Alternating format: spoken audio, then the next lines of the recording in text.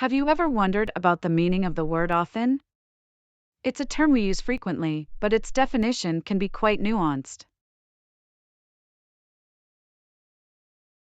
According to linguistic research, often can have multiple meanings. It can indicate frequency, as in I often go to the gym. But it can also suggest regularity, as in I often visit my grandparents on the weekends. Interestingly, a study by the Oxford English Dictionary found that often can also convey a sense of probability.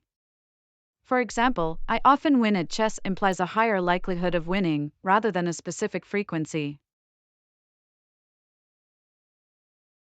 The versatility of often is what makes it such a useful and common word in our language.